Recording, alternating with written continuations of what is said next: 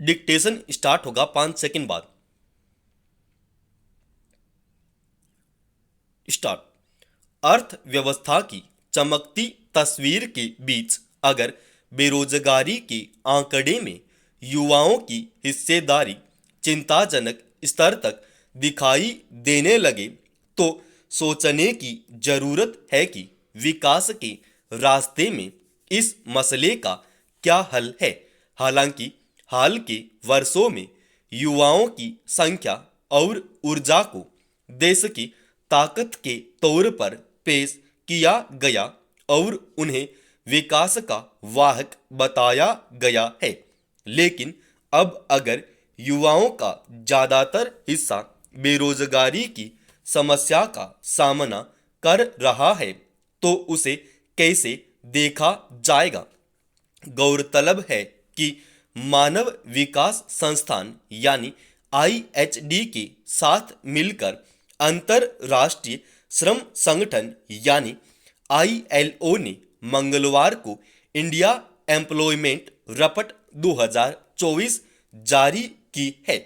इस रपट में बताया गया है कि देश में अगर बेरोजगार लोगों की कुल संख्या 100 है तो उसमें 83 लोग युवा हैं। अगर देश की बेरोजगारी की तस्वीर में 83% युवा दिख रहे हैं तो इससे कैसे देश की ताकत में इजाफा हो रहा है। भारत में बेरोजगारी की स्थिति पर तैयार इस अहम रपट में कुछ विरोधाभासों पर भी गौर करने में मदद मिलती है।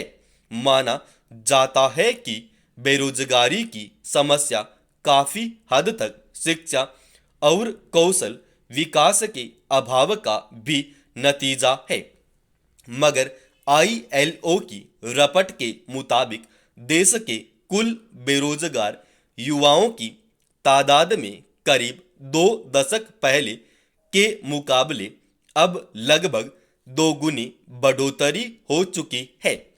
खासतौर पर कोरोना महामारी के असर वाले वर्षों में इसमें तेज गिरावट दर्ज की गई। वर्ष 2002 में पढ़े लिखे युवा बेरोजगारों की संख्या रोजगार से वंचित कुल युवाओं में 35.2% थी। वहीं 2022 में यह बढ़कर 65.7% हो गई।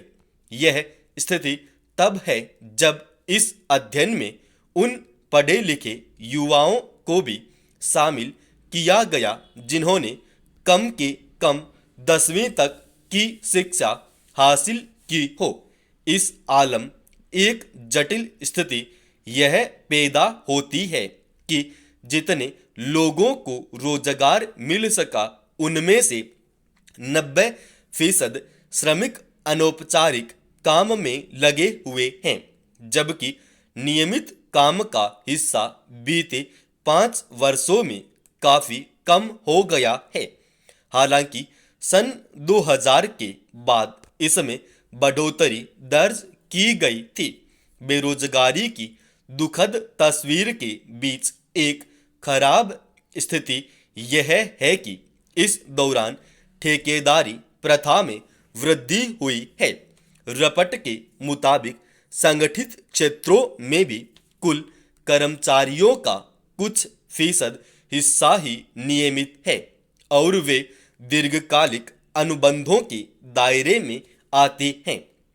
ऐसी स्थिति में अंदाजा लगाया जा सकता है कि आजीविका से जुड़ी व्यापक असुरक्षा की स्थितियों का लोगों के जीवन पर क्या प्रभाव पड़ता होगा।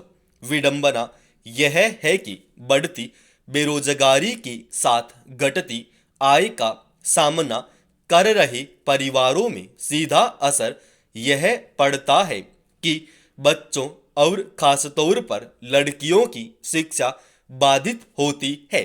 आखिर क्या कारण है कि देश में गरीब और हाशिए के तबकों के बीच 10वीं के बाद पढ़ाई छोड़ने की दर आज भी उच्च स्तर पर बनी हुई है। आधी अधूरी शिक्षा और कौशल के अभाव की समस्या का सामना करते युवा वर्ग की जगह अर्थव्यवस्था में कहाँ और किस रूप में है।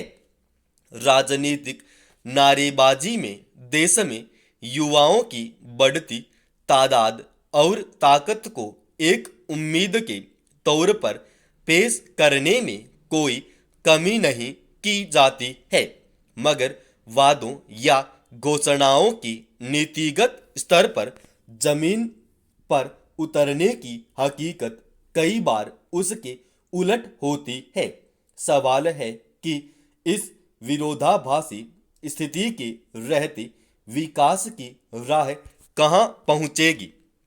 सड़कों पर वाहनों के दबाव और प्रदूषण की रोकथाम की दिशा में महानगरों और बड़े शहरों में मेट्रो रेल नेटवर्क को बेहतर विकल्प माना जाता रहा है।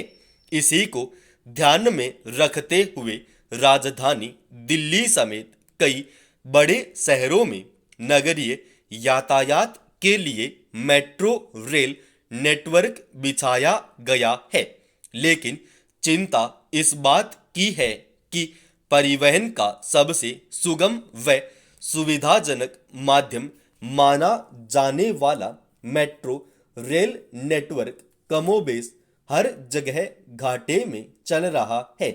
दूसरे शहरों की बात तो छोड़ें, राजधानी दिल्ली का सुविधाओं से परिपूर्ण व सुव्यवस्थित नेटवर्क भी घाटे में जा रहा है।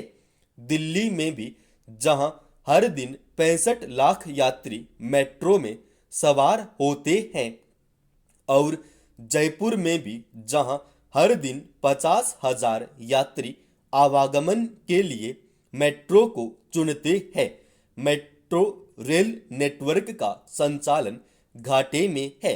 हालत यह है कि मेट्रो शुरू होने के बाद किसी भी साल में यह लाभ की स्थिति में नहीं आ पाया है।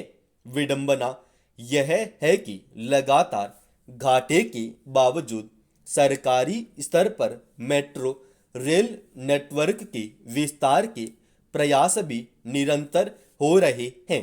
देश के 21 शहरों में मेट्रो ट्रेन चल रही है और आने वाले 3-4 साल में आधा दर्जन अन्य शहर इस सुविधा वाली फेहरिस्त में शामिल होने वाले हैं।